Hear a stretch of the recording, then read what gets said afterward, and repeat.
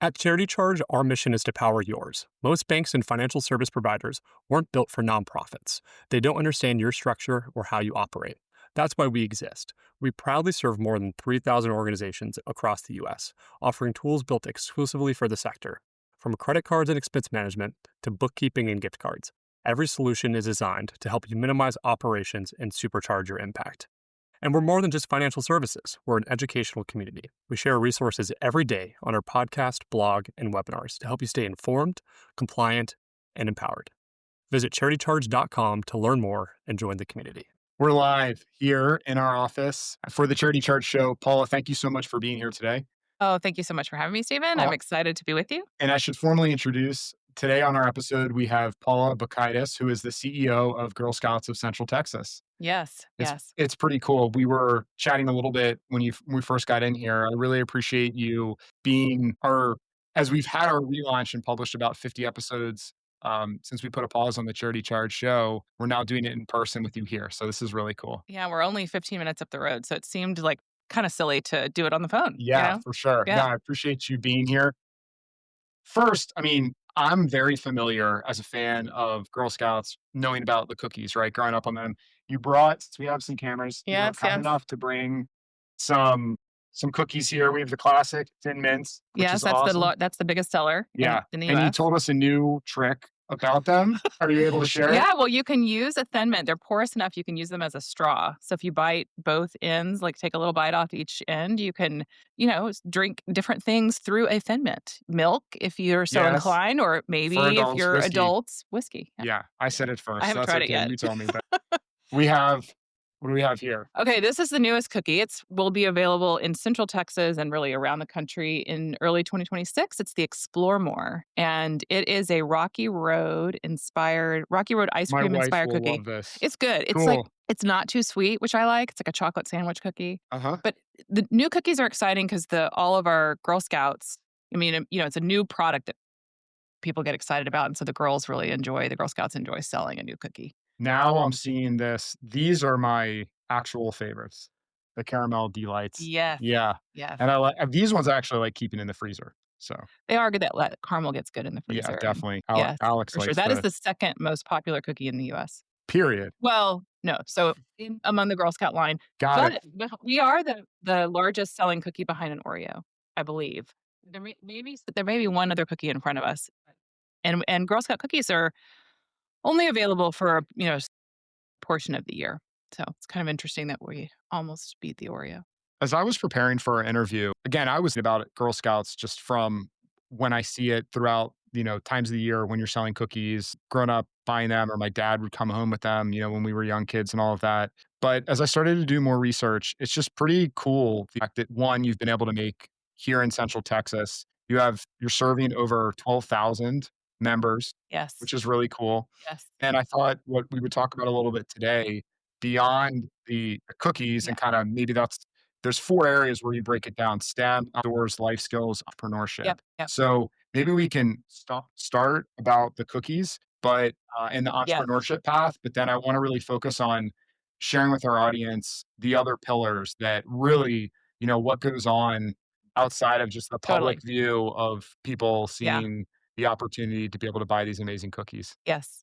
Thank you for framing it up that way. All of those 4 pillars that you talked about really fall under our Girl Scout leadership experience. So all the skills that girls are learning in those 4 things all lead towards them developing courage, confidence, and character, and that's part of our mission. And so you asked about the cookie program. The cookie program is the largest investment in girls in the world, and it happens to be for Girl Scouts, and it's about entrepreneurship. So, girls through this is one of the cool things about the cookie box is really the cookie box tells you everything about the program on it. It's like a little marketing tool. So the Girl Scout Cookie Program, it's the largest girl-led entrepreneurial program in the world, and they learn 5 skills: goal setting, decision making, money management, people skills, and business ethics. And I cannot tell you how many people I meet out in the community. 1 in 3 women in the US was a Girl Scout, and when I meet them, how many of them say, I am where I am in my career because I sold cookies, because I learned how to ask a stranger for something, how to sell, how to respond to a no, and that kind of thing. And so it really is just the cookie program is the core of our entrepreneurship programming. And looking at, I'm curious to, on your annual report, your revenues for last year were close to $12 million. So, what percent of revenue is derived from the cookie Yeah, sales? in any year, it's in our area, in Central Texas, it's 60 to 70%. Wow. And so it funds not only so that is revenue that a portion of that goes directly back to the Girl Scout and her troop. And so most girls can fund their entire Girl Scout experience through the cookie program. And that often involves, community service, all their skill building. It can involve going to camp, travel, all kinds of things. And then some of that money comes back to fund the operations of the organization, where we offer things beyond what happens in a Girl Scout troop. One of the things we do is we serve about 20% of those 12,000 members Mhm. with our staff or with community partners to really reach girls who otherwise wouldn't get to do it because their parents not What a was the genesis of this when I think about it across the yeah. country, Girl Scouts of America to come up with this model? It was interesting. Girl Scouts was founded over 100 years ago, and Juliet Gordon Low is our founder. And they started selling cookies. I mean, it was a bake sale. It was like, we want to go camping with her. The whole foundation of Girl Scouts is based on giving girls opportunities that they wouldn't have otherwise. And they started selling cookies to fund it. And so that became the cookie program. So for a long time, I'm not a great cookie historian, but for a long time, I think there were like one or two cookies, Uh-huh. and then it became this amazing form of sustainable revenue that also teaches girls wonderful business skills. So, Well, I think one of the things that's really unique, especially like we just had nationally here in America, Giving Tuesday, which yeah. probably is global actually, and Yeah, that's a good question. It definitely happens that I here. should know about Yeah. now. But so many nonprofits, and we work with thousands of organizations, and that's really where we like to use this podcast to share out new ideas, Yeah. practices, of ways to grow organizations really are always trying to struggle to grow fundraising, right? And this earned revenue model, or thinking more about a nonprofit as a for profit and how can Yeah. you take those elements to create sustainable revenue, has just been a part of Girl Scouts for From the 100 years beginning. now, which is Yeah. really cool. So I'm curious for you, like, what's your perspective on that for the organization? And if you've been involved with any other nonprofits, whether as like a board member, Yes. um, Yes. yeah, how can you kind of maybe give them some advice or just Yes. perspective on that, right? Because, and maybe I should say it, the other way when I look at the breakdown here of the approximate 12 million, you were saying about 70% is coming from the cookies. So where's the other 30% coming from? So it comes from we run camps and programs, Hmm. and we do charge a little bit for those. There's some Hmm. really cost recovery, but that is revenue. Right. We run a store where girls can buy the insignia and the badges and all of that, and then fundraising. So we do raise money. Hmm. Cookies and sustainable revenue is a little bit of a double edged sword because it has provided an amazing source of revenue, sustained revenue for us, and we do so much more than the cookie pays for. And so it can be hard when we're out raising money for like the community programs I talked about. Folks are like, "Well, you have the cookie." Well, we do, and we need more to be able to do all the things for our community. But I think one of the really cool things, the reason it has sustained us for so long, is it's really ingrained in the program. It is so much about what girls learn and their experience in Girl Scouts. And so it's not ancillary. It's not you're gonna go sell wrapping paper to fund your band experience, right? It's like you're gonna participate in this because you want to learn the skills of entrepreneurship, and you wanna fund your experience. That's really given it lasting power. So I think about other nonprofits, when you're thinking about sustained revenue, the more ingrained it can be in your business model, Sure. right? I think the better off you are. It is a real blessing for Girl Scouts. And then to send out a Girl Scout to sell cookies where there's already built-in demand, then the parts of their business that they get to think about are those skills we talked about, right? They're forecasting. They're thinking about how and where they're gonna sell. They don't have to think about the product, which is really great. For sure. Yeah, definitely. It's just such a magnificent model because I just think about how many, but I would kind of say for all organizations listening to this to probably think about the core of like what are the assets that you have at your organization? What do you know Yes. best? And Yes. what is a way to actually create some sort of Yes.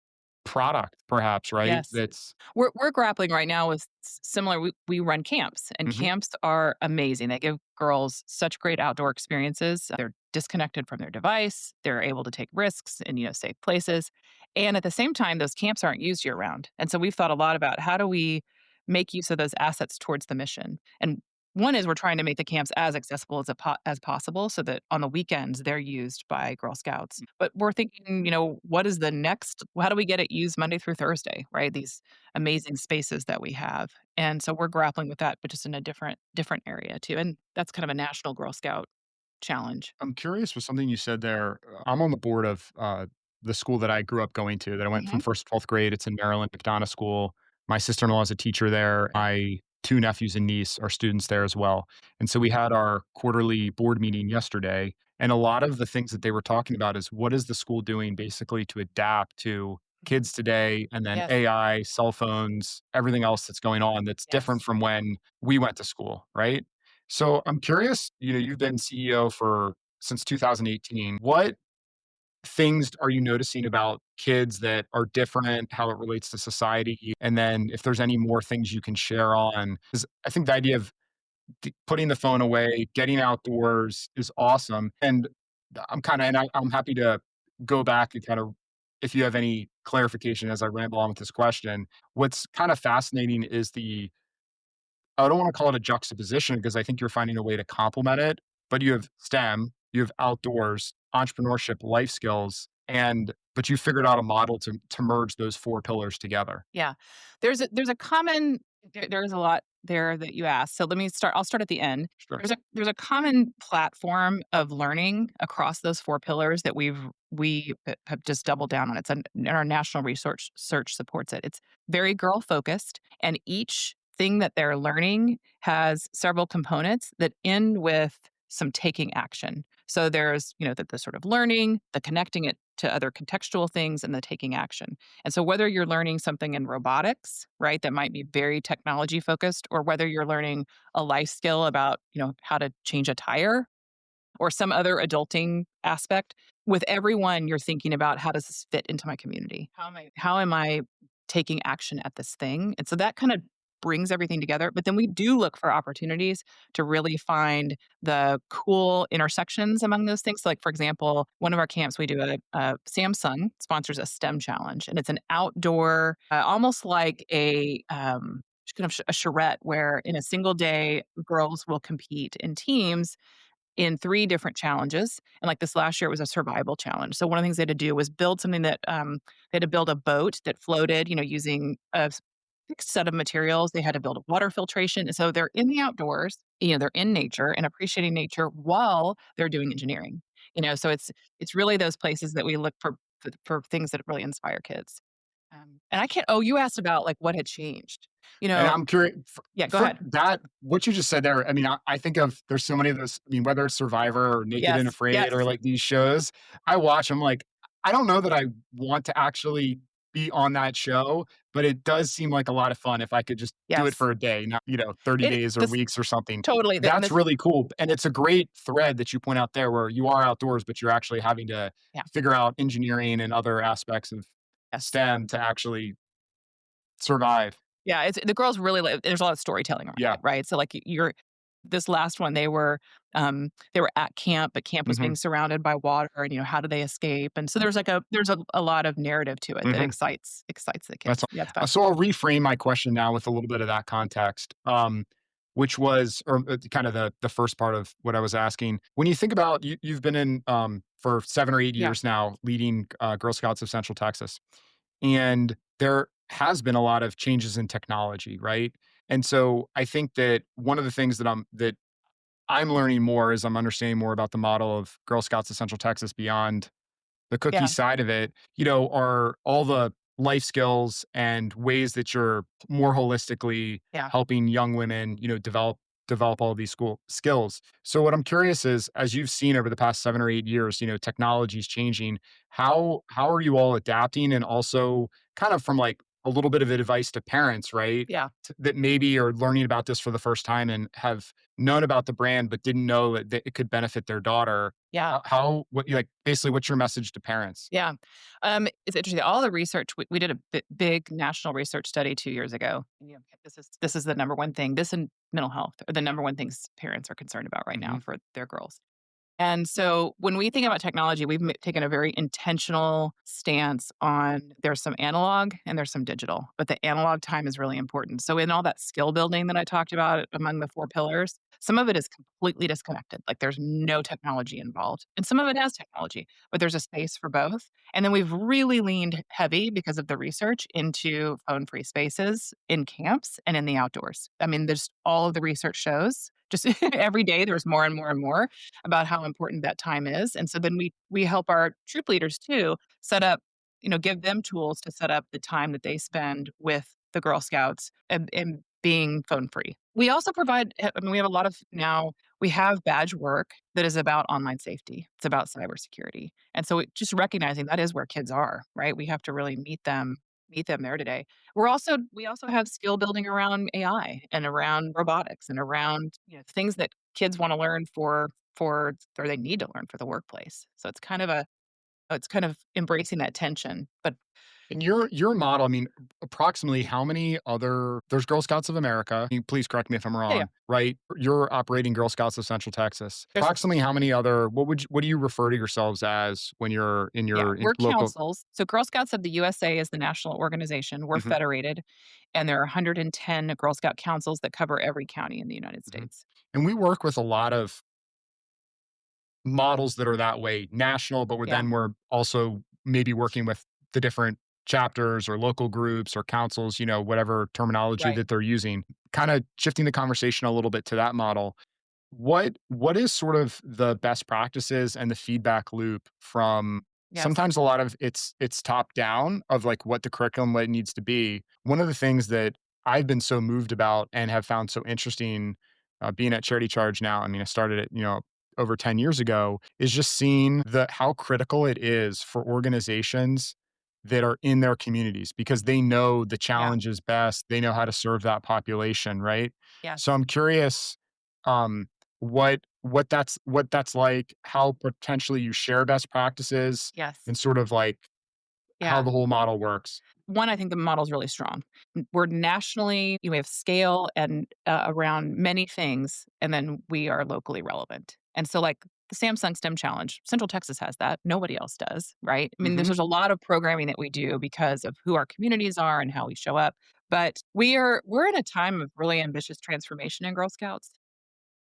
The mission is highly relevant. All the research shows it's highly relevant. That's what parents want for their kids. And yet, how we deliver is not as relevant as it used to be. Having a volunteer dependent model is tough, right? I mean, parents just don't have as much time as they used to.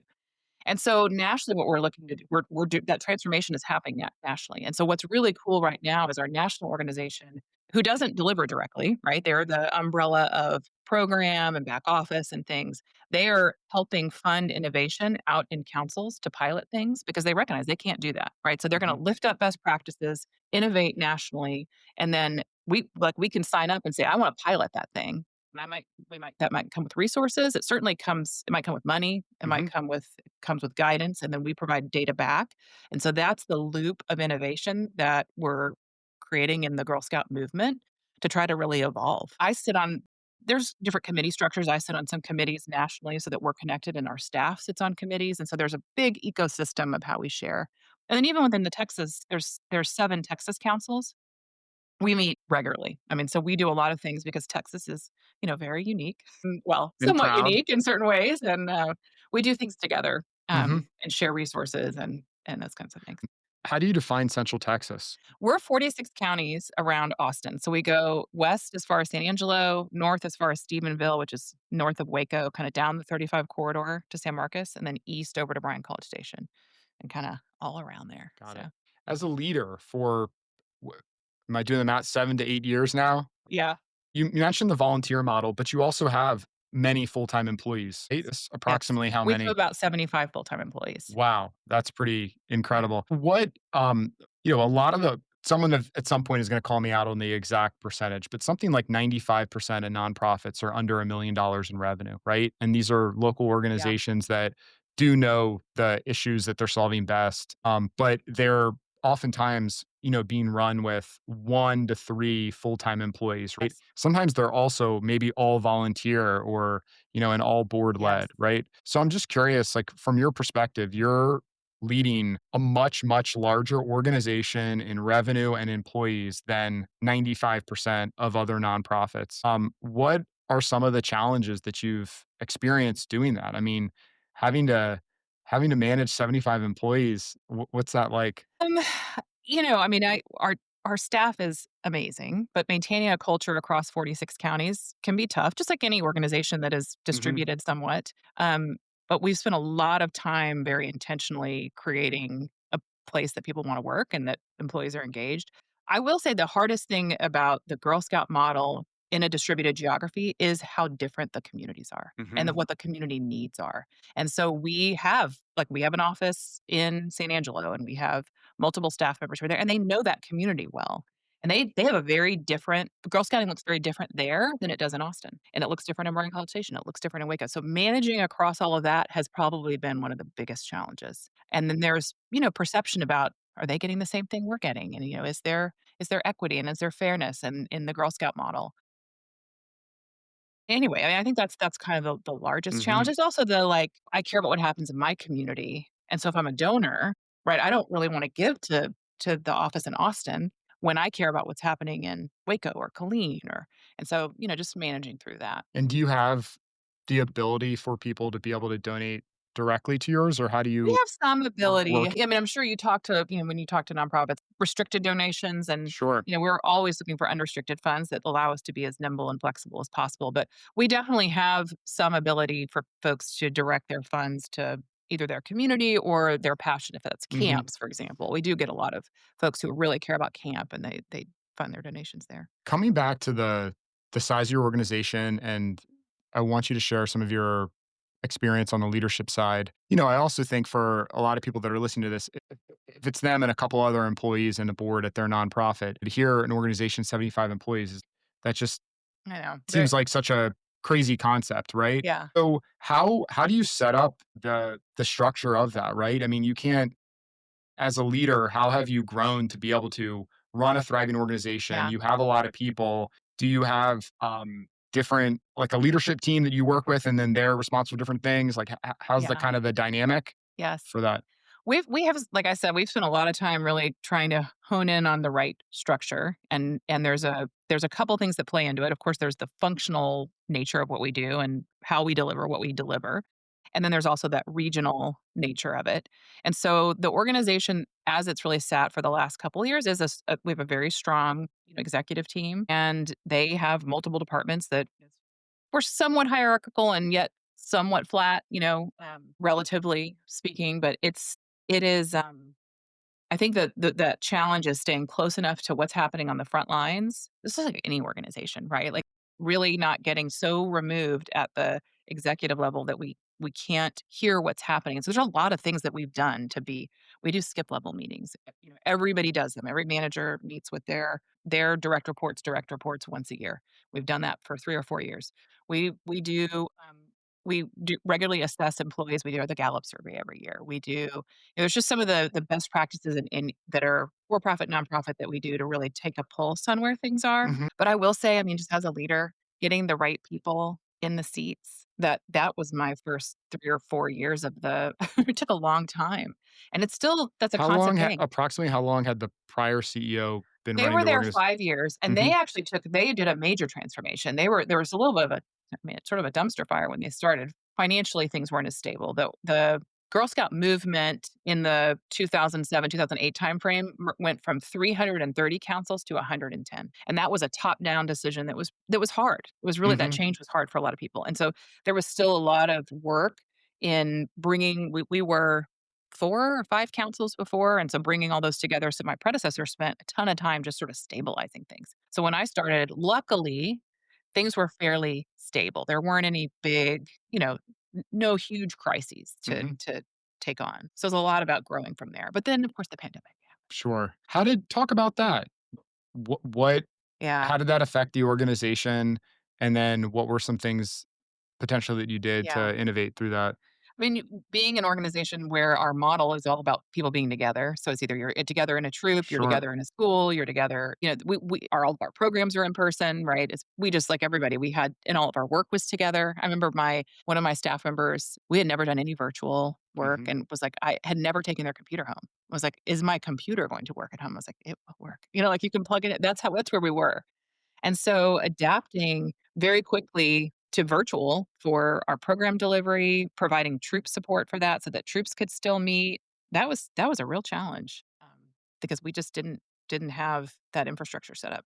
But I mean, I think that's what everybody went through, right? Sure. And Yeah. then, of course, our membership dropped. We had a precipitous membership drop because the way that people were finding out about Girl And Scouts then and what joining. about cookie revenue?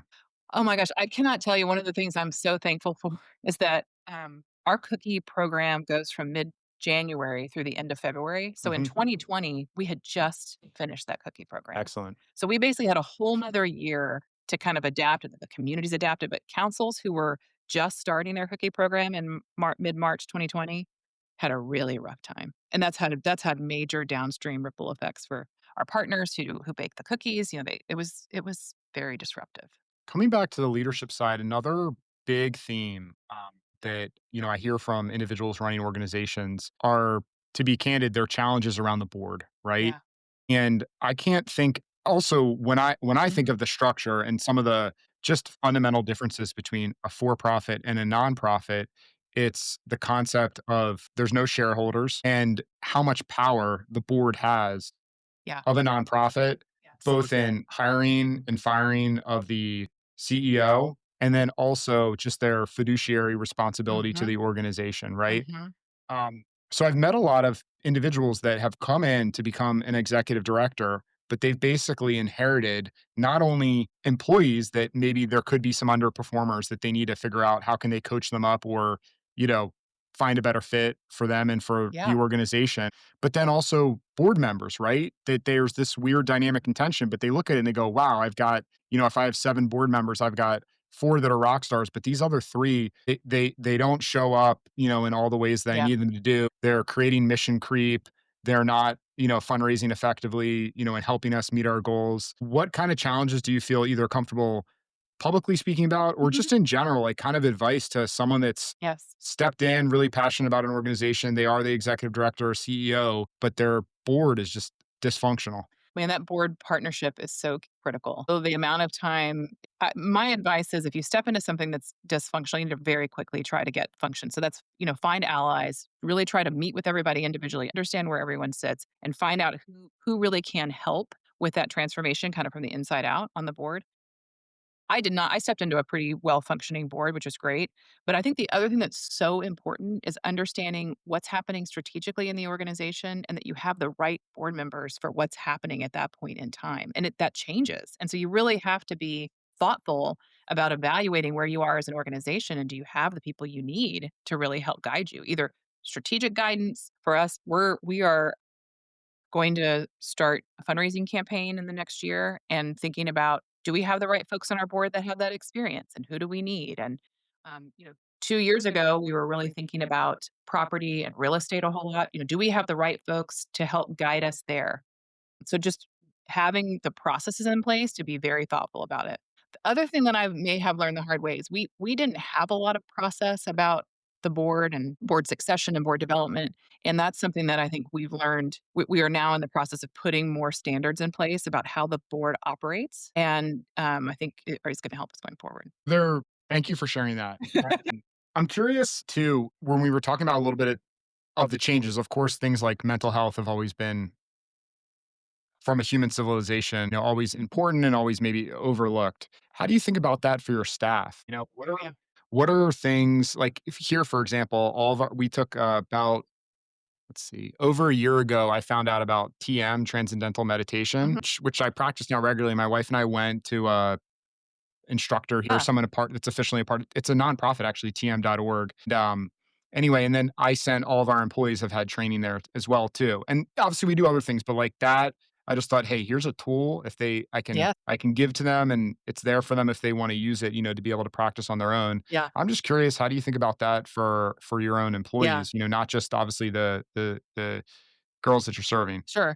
I mean, we think about it kind of in the hierarchy of needs, right? Like the basic needs first, which is like, do they have the tools they need, right? Are they getting the right direction at work? Do they feel like they understand the purpose? And so just really like, is that foundational stuff in place? And Hmm. we spent some time early in my tenure changing some of those things, how we work, even just some of our policies around time off and just things that just really weren't working for people.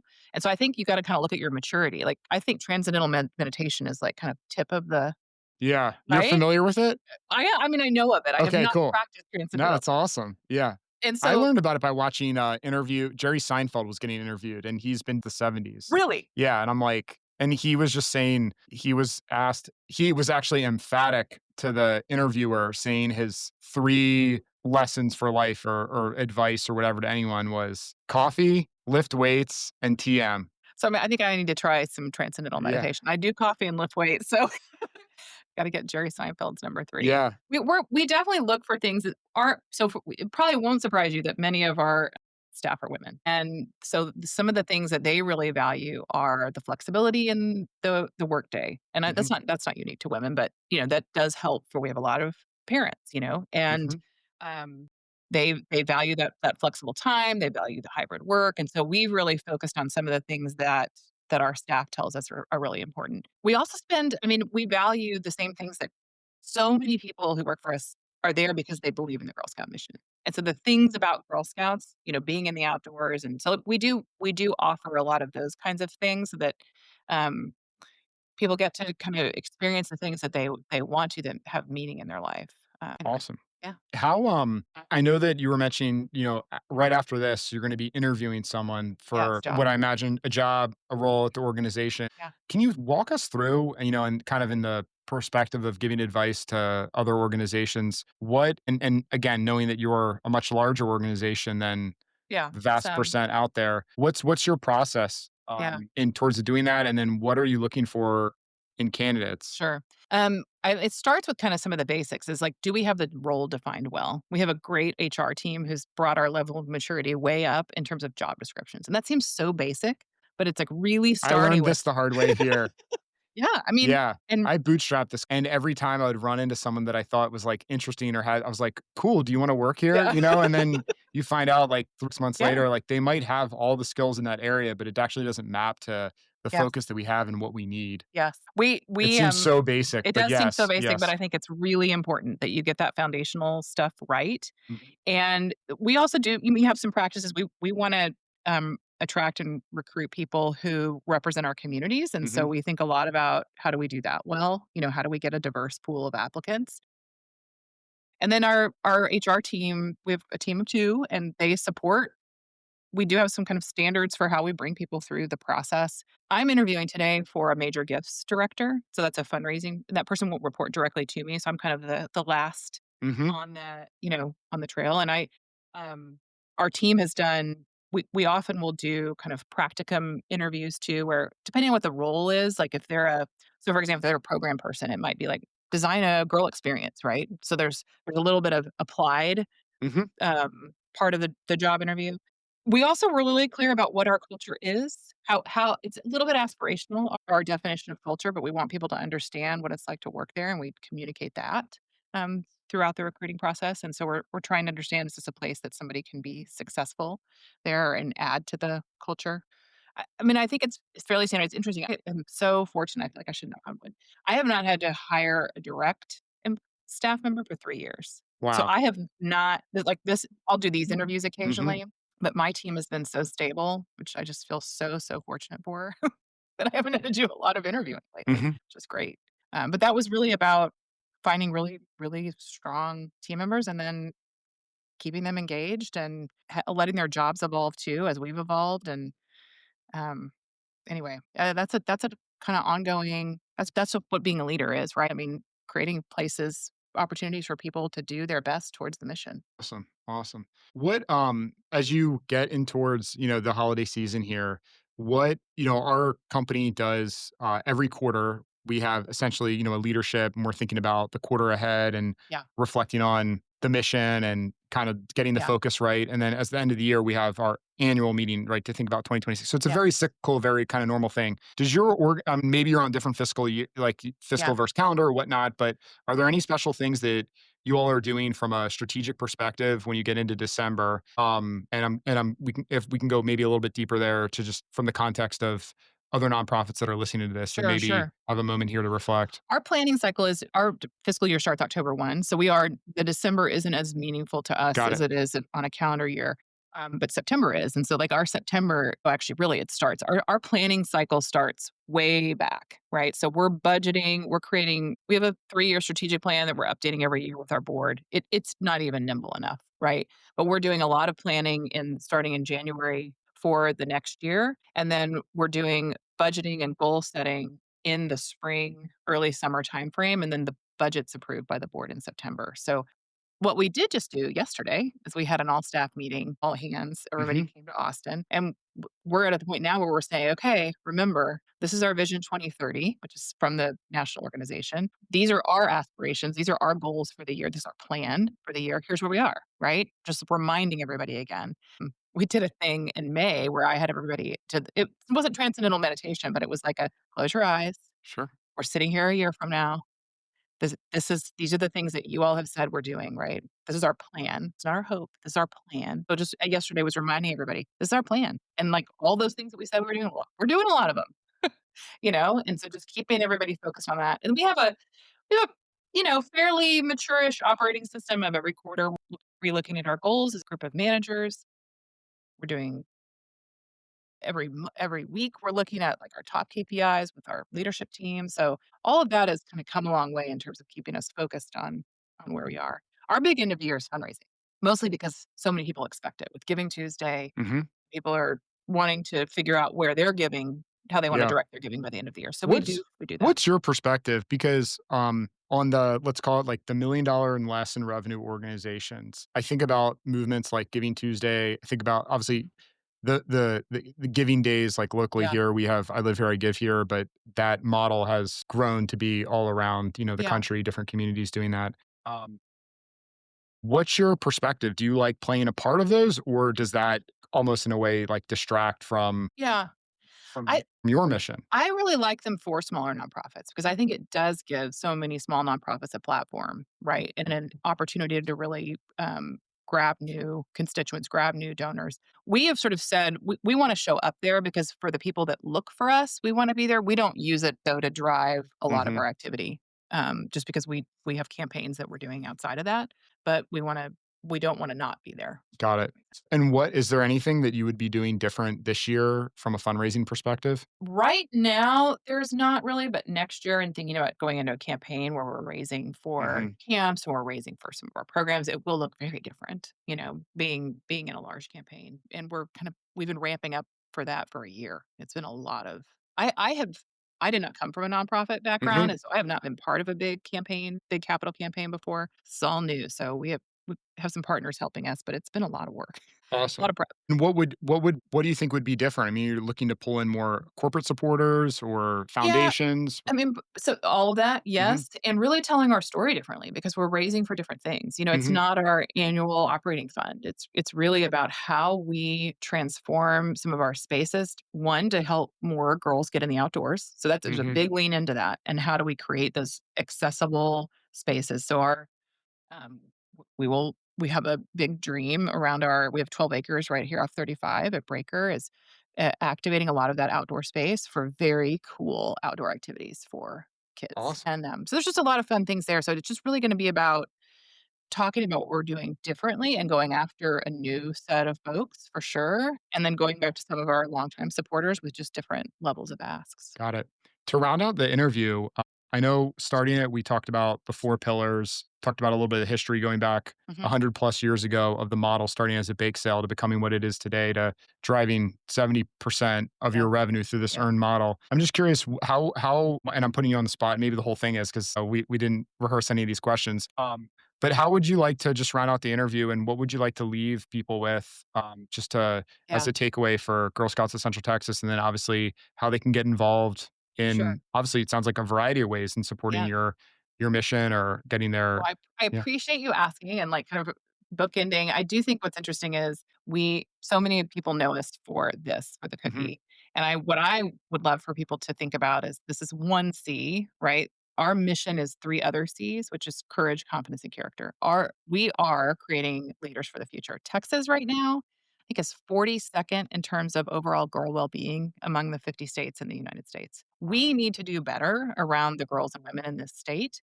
And Girl Scouts is a big way that that can happen is an investment in girls. And so we are always looking for people to volunteer. We have 10,000 adult volunteers. We would love I want to more. clear a misconception. Just Yeah. can men volunteer? Oh, absolutely. Okay, I'd see. I I didn't know that. You can. So Cool. I was a troop leader before I had this job. That was kind of Hmm. my introduction to Girl Scouts. One of my co-troop leaders was a dad, Hmm. and he was awesome. It was really cool. Are there Yeah. ways that companies can volunteer? Could we Yeah, bring so our we employees you to do totally can. We something? have Okay. all kinds of projects yes, we love to have partners with our create opportunities for our partners' staff to do things. So that might be working at camp and doing like outdoor stuff. It sort of depends on if you want to be indoors or outdoors. That's I want always to one of be the outdoors. yeah, Yeah, most people do it. Some people don't but really want the I'm AC. happy to help, but in any way, but Yeah, so we have two large camps. We're always looking for help there. And then of course we would love support from the community to be able to offer this to more girls. You know, the 20%, 2,000 Girl Scouts, 2,300 Girl Scouts in Central Texas are there. We are supporting their participation in Girl Scouts with the community's help. awesome. Yeah. How would people, if they're So listening? they can go to gsctx.org Yep. and they can donate there. There's a place to volunteer there. And so we would love for people to visit our website and let us know they're interested. Yes, That's thank you. awesome. Thank you for asking that. Yeah, of course. No, they're really great. I'm glad you stopped by our Charity Fun to do in Charge person. studio here to kick this off Yes. as we've relaunched the podcast this year to be doing it in person. So I really appreciate you coming by, Paula, Thanks, Stephen. to represent Girl Scouts of Thanks for Central everything y'all do Texas. for nonprofits. Yeah, absolutely. Thank you for saying that. I have some ideas for you too. gsctx.org. And I'm excited to have us volunteer company. It'll be really cool Yes, to get that'd be involved. great. Yeah. Thank you so much. And thanks for bringing by the treats. I'm excited. Bring these home Yes. to That my is one other wife. way that people Thanks. everybody who buys one of these is a philanthropist. So when you see the Girl Scouts out starting in mid-January 2026, support them. Awesome.